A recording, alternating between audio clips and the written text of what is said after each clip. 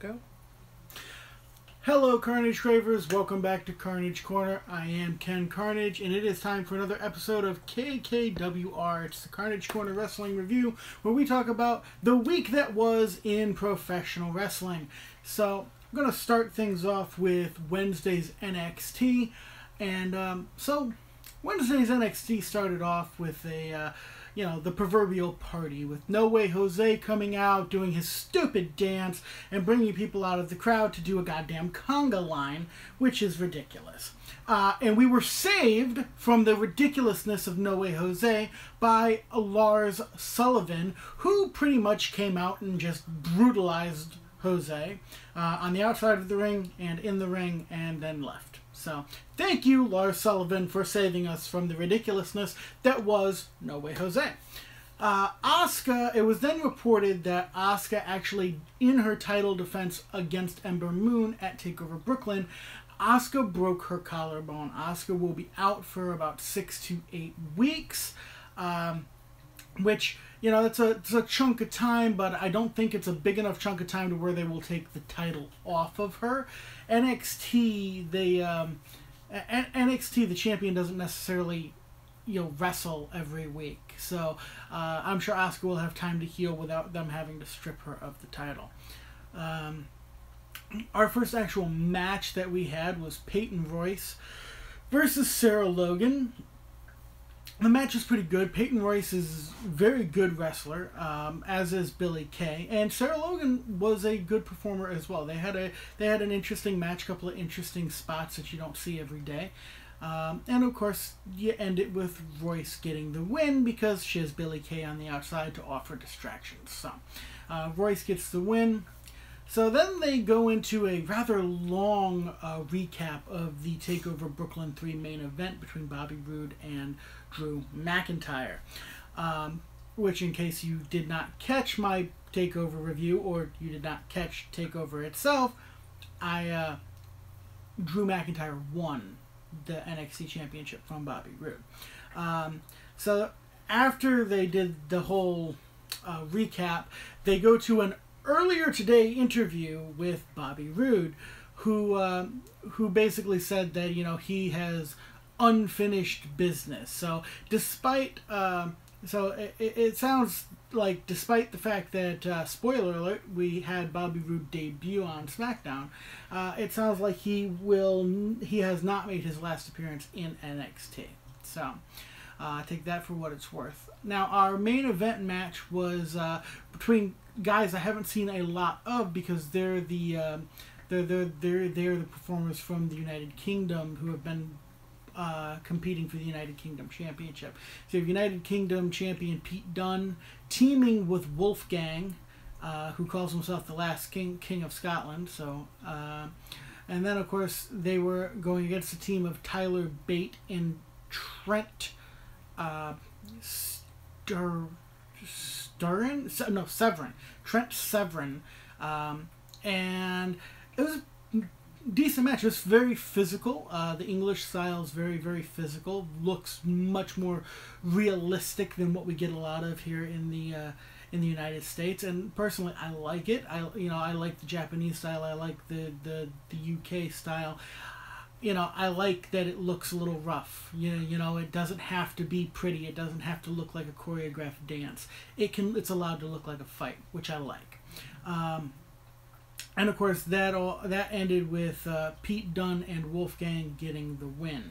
So now that we're done talking about NXT, we're going to go ahead and jump backwards a day to Tuesday and talk about what happened on 205 Live.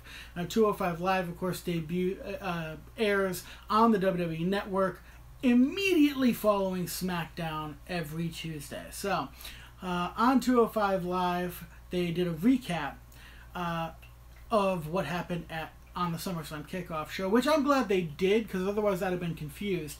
I did not watch the SummerSlam kickoff show from the very beginning. I was only able to come in almost halfway through, a little less than halfway through, or a little more, less, more, however that works.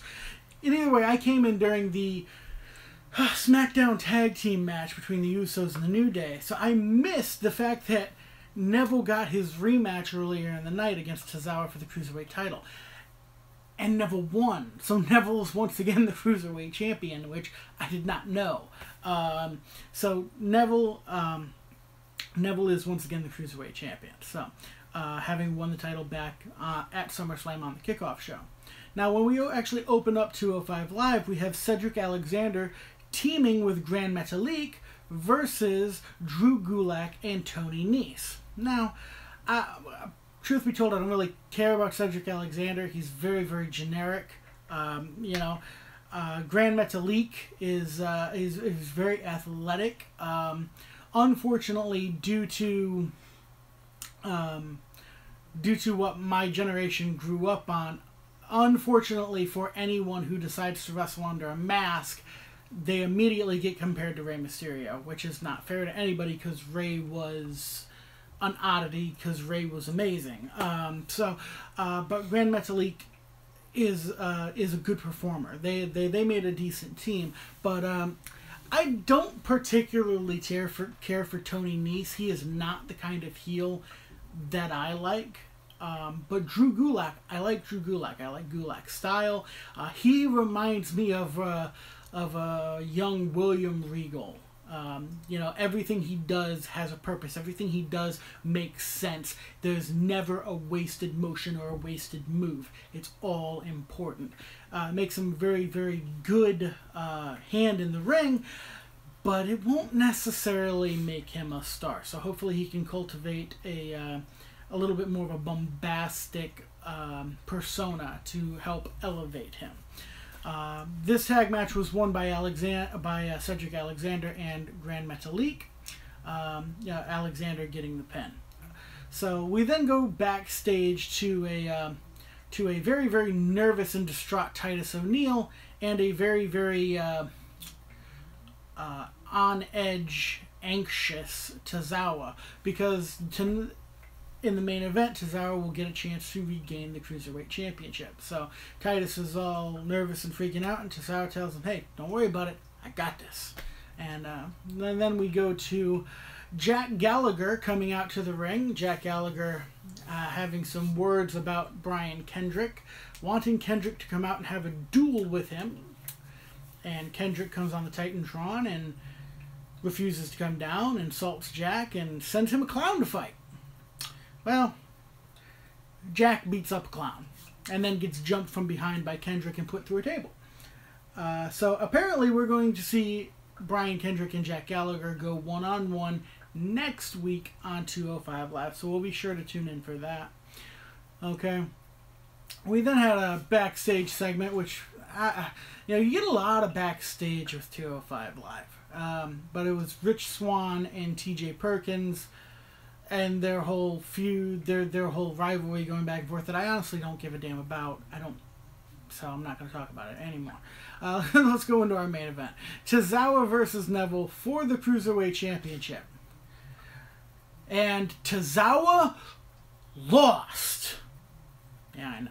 I kind of set you up there and then, there go your legs. No, Neville won. Tozawa put on a great show.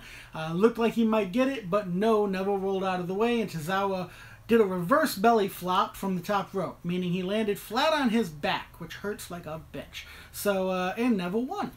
So, Neville then gets up and he starts his promo, inciting the crowd and being a good heel, because Neville is a damn good heel. And then all of a sudden, a very, very, very familiar and annoying music hit. And out walked Enzo Amore. Enzo did his shtick on the microphone. Neville looks at him, walks away. Because as far as Neville is concerned, a microphone is all Enzo is, and he is certainly not worth his time. So it'll be up to Enzo to prove Neville wrong. I think this is good, not just for Enzo, but for 205 Live, because Enzo is proven to be popular because he can run his mouth far faster than he himself can run. So, and he is somewhat entertaining. I find him annoying, but most people find him entertaining, so take that for what it's worth. So this will get more eyes on 205 Live once people know that Enzo is there. And it'll be good for Enzo because on 205 Live, he's with people his size, and he might actually win a match and have it be believable. So I'm interested to see what they do going forward from there. Now, we go earlier in the night on Tuesday and talk about SmackDown. So SmackDown opened up with AJ Styles, still the United States Champion, coming out. And he wanted to do an open challenge. And Kevin Owens came out. And AJ's all like, no. I beat you. We're done. You don't get another shot. Yada, yada, yada, yada. So, and Owens is running his mouth and calling into question the officiating of Shane McMahon. And Shane comes out and tries to set the record straight. And Kevin Owens is being a real whiny bitch. And it's funny. He's whining so much, I almost thought he was a Hart, but then I remembered he is Canadian. So, that being, I'm kidding. I'm not. I have nothing against Canadians, but I don't like the Harts and I don't like whiny bitches. So, take that for what it's worth. So, long story short, AJ told Shane to give Kevin his match, and so the match was made for the United States Championship that evening, later that evening in the main event, and Kevin Owens wanted to pick his own referee. He didn't want a regular referee. He didn't want Shane McMahon to be the referee. He wanted to pick his own referee, which means he wanted to cheat, basically. So moving forward from there, we actually go backstage. Daniel Bryan is there, and the Singh brothers come in, and they bring in Jinder Mahal, and Daniel Bryan tells Jinder that, because Jinder's all like, when you see me, you see a great champion, and Bryan's like, well, no, I see a guy who can't win without his two flunkies. And then Jinder called him xenophobic, which just, it's funny. The whole xenophobic argument is always used in places where it simply makes no sense. Like, the fact that you're Indian has nothing to do with the fact that you have two hemorrhoids that win your matches for you. Sorry. That being said, so Daniel Bryan wanted to give Shinsuke Nakamura a measure of revenge, so he put the Singh brothers in a 2-on-1 handicap match with Shinsuke for later that night. So, which I'm not, simple math would dictate that you're not doing Shinsuke favors by making him fight two people at once. I mean, it's better than the three people he had to fight at SummerSlam, but either way, if you want to make it up to Shinsuke, give him another shot at the title in a steel cage or something where these two freaking buffoons can't actually be involved. But, well, what do you expect from the brainless vegan?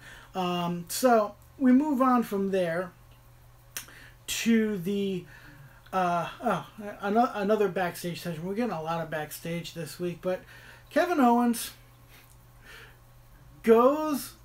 he's looking for a referee. He goes to Sami Zayn, of all people. Hey, you remember that time I screwed you over? I damn near broke your back and I took your title and then just continuously beat the piss out of you? Hey, do you want to help me out? The fuck? Seriously? So, and to make matters worse, Sammy wants to think about it. Like he might actually say yes. Like, and that was ridiculous. And then, of course, we go to the ring, and Aiden English is singing.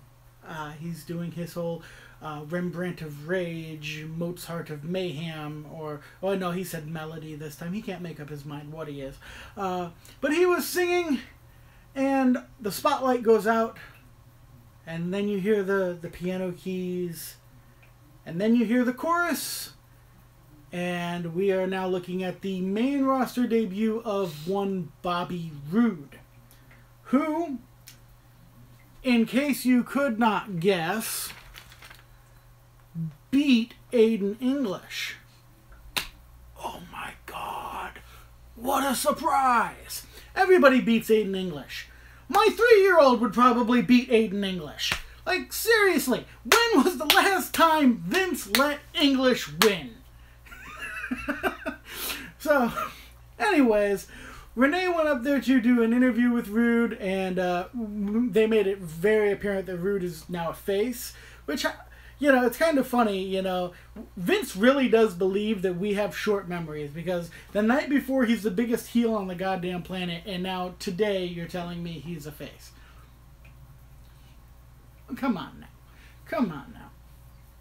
That's like every time Jericho goes away, he goes away as a bad guy and comes back as a good guy. Like, we don't forget. We do remember things.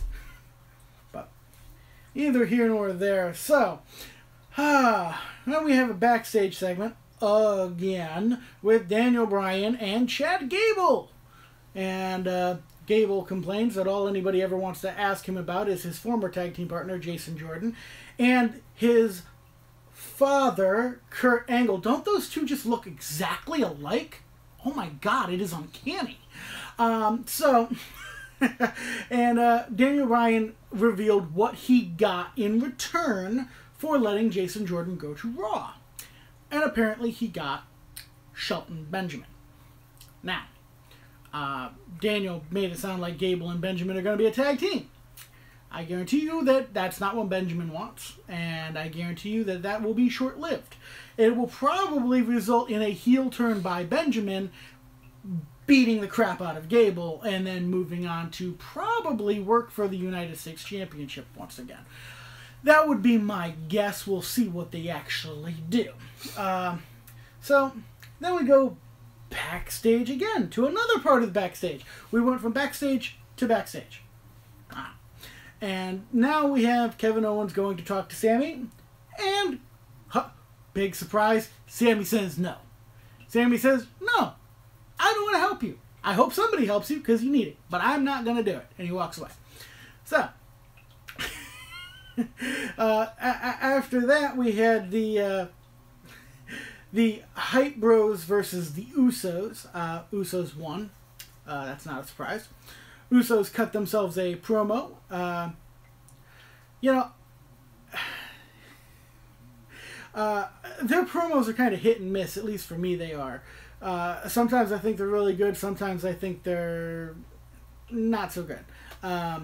You know, so, I mean, I think sometimes in their promos they're trying a little too hard to still be liked when, you know, you're heels. Just be heels. Enjoy getting booed. Enjoy being hated. That's your job as a heel. You know? So don't try and get the crowd to sing along with you. Alright? Do you remember when The Rock was a heel? The Rock would come out and he'd do his spiel, the millions and millions. If the crowd went with him, he'd turn around and tell them to shut up. He'd tell them this isn't sing along with The Rock. Shut your asses up. He was a heel. Be heels. Anyways. Moving on. So, that being said, we then move into the 2-on-1 handicap match with Shinsuke Nakamura versus the Singh brothers. Now, Jinder Mahal comes out to ringside, as I'm sure you expected, but he doesn't become too much of a factor. Shinsuke still wins the match. But Jinder jumps Shinsuke after the match, but Shinsuke manages to turn the tables, and it is Jinder who takes the powder to get out of the ring and get backstage with Shinsuke standing tall in the middle of the ring. So, I tend to believe this will not be the last time that Shinsuke and Jinder meet for the World Heavyweight Championship. Certainly, I hope it's not. I would like to see Shinsuke win that title. So, then we have Kevin Owens backstage again. And he runs into Breezango, and they offer to be referees for him. And Kevin rather adamantly says no. And then Baron Corbin offers.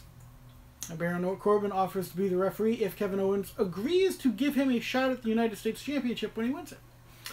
And Kevin says yes.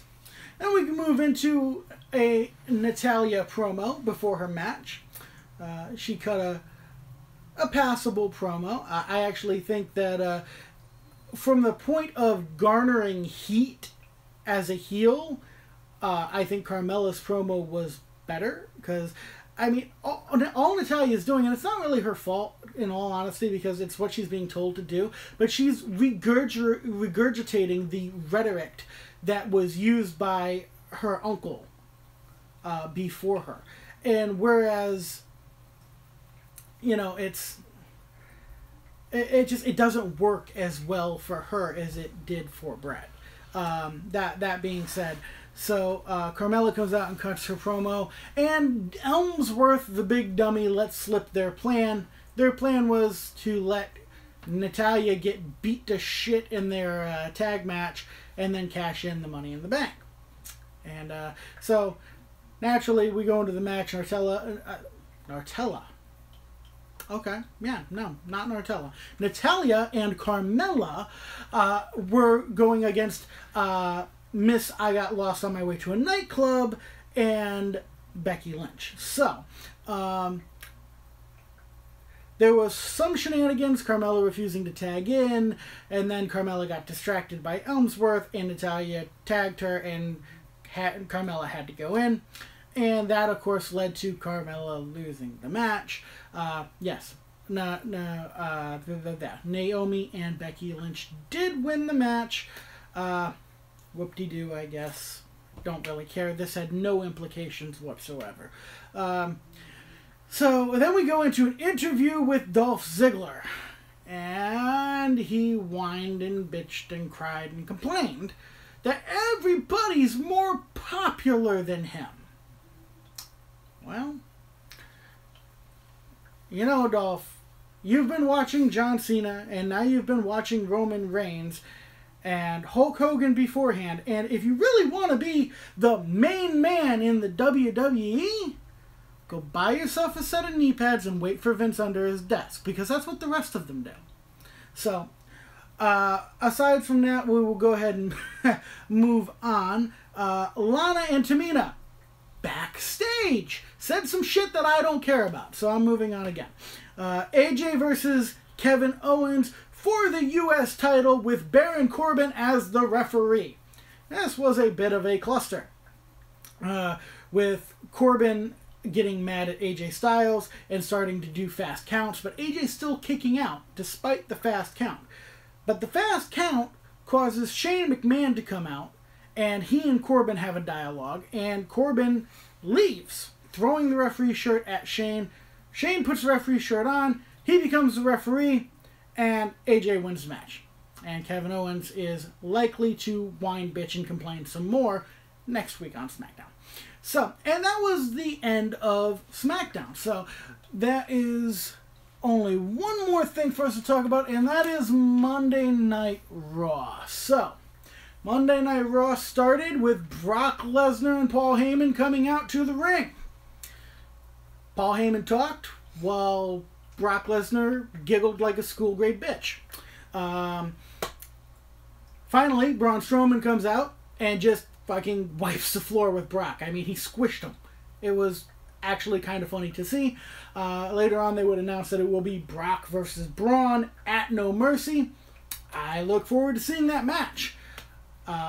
Personally, I'd rather see Braun win. I know he's not as good a wrestler as Brock is. I know he's still got lots to learn. But at the size of him, you can just keep feeding him smaller competitors while he continues to get better. So, I mean, he's definitely got the popularity of the people behind him. I say you go for it. You know, listen, Goldberg was not that polished of a performer before they put the title on him. Shit, I love Goldberg, but he ain't that polished of a performer now. I mean, the guy looks like a badass. That he can do. Bumping? That's not his strong suit. And selling, forget about it. So, you know, I personally am looking forward to the match. I would like to see Braun win. But so then we have, Kurt Angle comes out, and he brings out John Cena. John Cena is now on Raw. And Cena starts talking. Talks about how he's on Raw to see one superstar. And then Roman Reigns' music hits. And Roman Reigns comes down to the ring, and I laughed out loud as Brooklyn, the Barclays Center, thousands of people, thousands of Brooklynites began to tell these two exactly what they thought of them, I was rolling to the sound of the chant, "You both suck." It was fantastic. I loved it. The only thing I could wish more of is that the people would shut up. If you really want them gone, just be quiet. Okay? Because in the wrestling business, any feedback is good feedback. If they cheer you, good for you. If they boo you, good for you. It's crickets that gets people fired. So this is what I'm telling you. If you want Cena gone, if you want Roman gone, give them crickets. Because it doesn't matter how much they treat Vince like a lady. If they get crickets, they are gone. So come on, guys. Let's get this done. Please? Come on. I'm tired of this shit. Moving on. So while these two are having their dick measuring contest, The Miz comes out, and Miz cuts a great promo, on basically, calling them out on getting handed everything, yada, yada, yada, yada. And Cena wants to have a match teaming with Joe. 2 seconds ago, he said he wanted to fight Joe. Now he wants to be on Joe's team. So, make up your mind, John. If you have one left after all the, never mind. I'm not going there. I'm gonna be nice. This is me being nice. Juice monkey. So, moving on from there, Samoa Joe comes out and says that he will be Miz's partner, not one of the lackeys. And, Joe, he has a few words for Roman Reigns, and he turns to John Cena and just starts beating the shit out of Cena, which is great. We then go backstage to Kurt and Jason Jordan. Jason wants to face Finn Balor. And Kurt's like, "You sure you're ready for that?" Jason's like, "Yeah." And Kurt's like, "Okay, he's all yours." And Kurt knows he's going to get his ass whipped. You can tell Kurt knows. So, anyways, then we go and Rollins and Ambrose come out and they cut their little promo, and the Hardys come out, and Hardys, oh my god, you might as well, they're doing everything except calling themselves broken. And I mean, Matt's out there doing the yes, and fucking, Jeff starts talking weird. Matt's been doing this shit since they came back, but now Jeff's doing it too. And it's like, come on guys, you didn't win the legal battle yet. Careful now. Jesus Christ. So anyways, we move into a match between the Hardys and Rollins and Ambrose. Rollins and Ambrose win, which is how it should be. They just won the titles. You really should not bury them the next night, and they didn't, which is good. So moving on from there, we have Sasha Banks in the ring. She defeated Alexa the night before for the Raw Women's title, which is a travesty. We move on from there.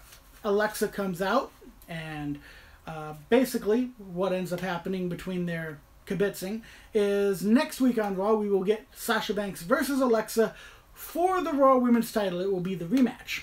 So, I don't know whether or not they'll put it back on Alexa. If they put it back on Alexa, that begs the question, why did they bother to put it on to Banks? I don't know.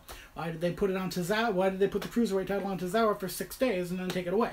I don't know. It doesn't make sense to me. So, that being said,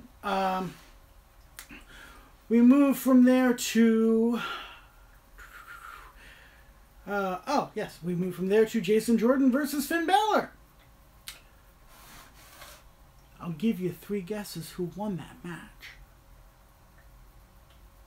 Yes! Finn Balor won! Good job! Okay, so Finn Balor wins the match, and we go from there into the main event, which was The Miz teaming with Samoa Joe versus Roman Reigns and John Cena. So, as I'm sure you know, the two who like to manju gats, they won the match. They made sure to have Cena take the Superman punch inadvertently. That way, when they were doing the celebration, Cena so yeah, Roman and Cena win, much to the displeasure of the Barclays crowd and to most of us there at home. I'm telling you guys, if you really want these two jamokes out of there, give them crickets. Actually, take crickets to the show and throw them at them. That would be funny. Yeah. Just you go down to the